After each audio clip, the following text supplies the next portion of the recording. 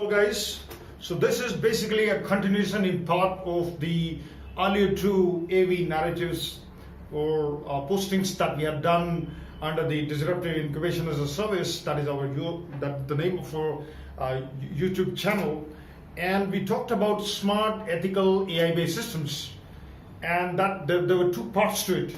This is a continuation in part yet another, and this is actually kind of a discussion that highlights the significance of smart, ethical AI-based systems from the standpoint of deployment and implementation of such systems in application-based real-time use case scenarios, where the affected parties is the public at large, and especially in a democratic setup. Either it is a direct democracy or indirect democracy. So as you know, Sri Lanka and US are direct democracies, and India is indirect democracies, and many others. I would not like to name them here. Now the point here I'm trying to make is, firstly, let me just put in a disclaimer that I'm a completely apolitical person. I have no political viewpoint whatsoever, and I'm completely neutral. I'm absolutely not politically biased, and I have no political opinion to make.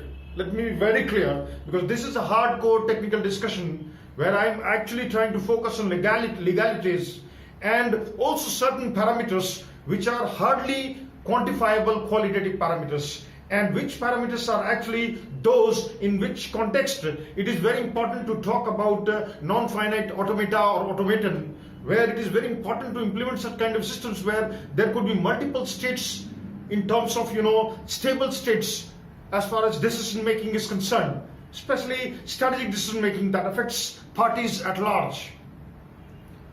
Let me give you an example of certain devices, products, apparatuses, methods and systems that came into play as necessity, and they were actually designed and implemented in certain gaps or loopholes or white spaces that were identified in certain real-time use case scenarios. Take, for example, a simple water filter. And what exactly happened that it came into play, and today it finds place in every kitchen as a portable appliance that is very, very important. You can't live without it. Why? The reason is, there were days when people used to believe in the state-run filtering plants, and people were drinking waters. And I'm mostly talking about, developing countries. This may not hold true in context of developed countries, but there is a very important thing.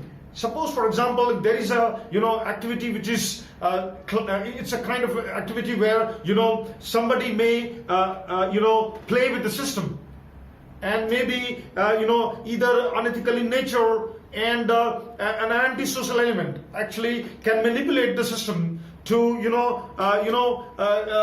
destroy the system also. Although that is not a part of my discussion, because that will be something will exceed the scope of the discussion. But I would like to say that people were drinking normal water with state-based filtering plants. But what exactly happened? People lost trust, and slowly they started believing in filtering right at the spot, at the place, at the right time, before their eyes, and they needed these kind of portable filtering systems that were fixed in the kitchens of every house. And initially it came as a luxury or something which was premium, but later it turned into premium and something kind of necessity instead of luxury. Today it's a kind of necessity in most developing countries.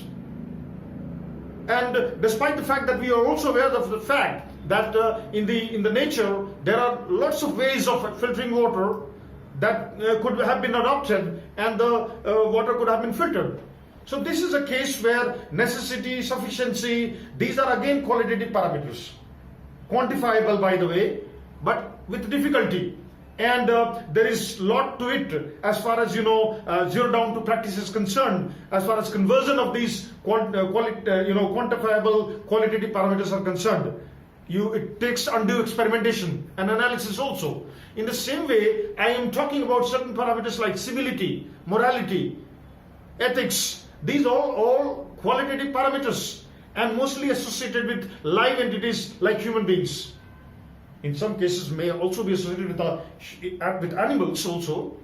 For example, you have a pet dog, you have any pet animal, domesticated animal.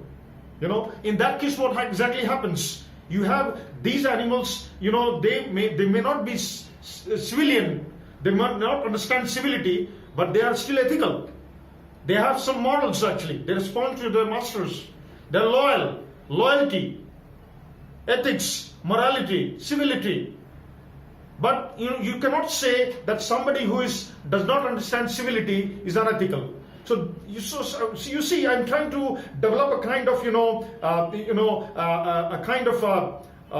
binary mathematical modeling where I'm trying to explain the play of these parameters in the real-time system in multiple use case scenarios.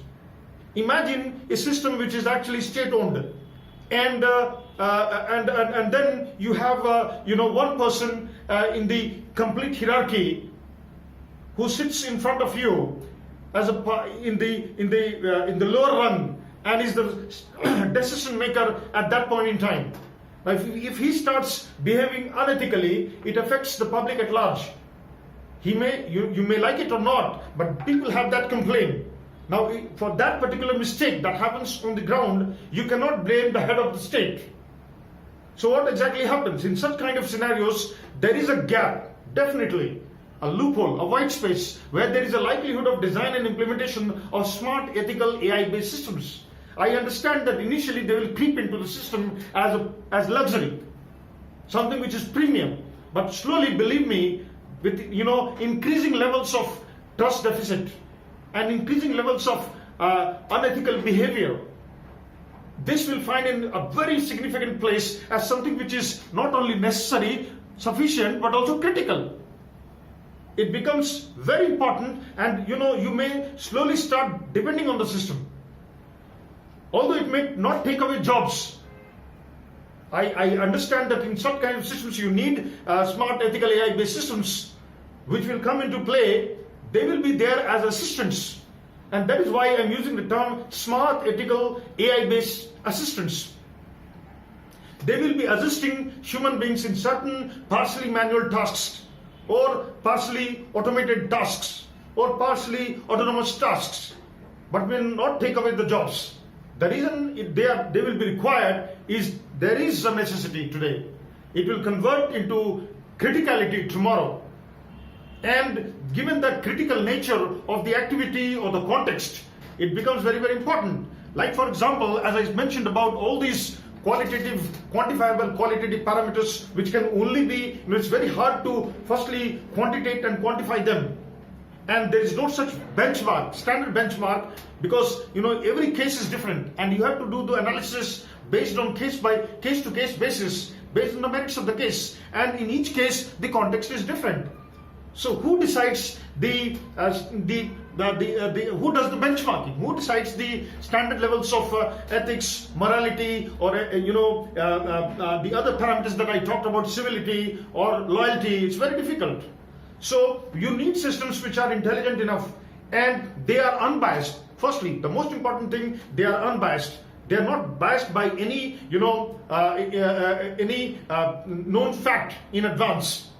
So they are not politically biased, they are not information biased, they are not personally biased. So you need systems which are unbiased, and it will slowly start affecting the people at large in a positive way. It will start making its point, and that is why it will find its place. So likewise, the ATMs, automatic teller machines, came in the market to actually substitute the human teller who sits at the counter to dole out cashes to people. It was also taking time. Today it has become a necessity. In the same way I'm trying to anticipate. You may consider this as an anticipation well in advance, or some kind of prediction. But definitely I am fully confident that it is going to play an important role. I'm also confident about this, and I stand here to be corrected. But I still feel that I'm fully correct about this kind of prediction. Thank you.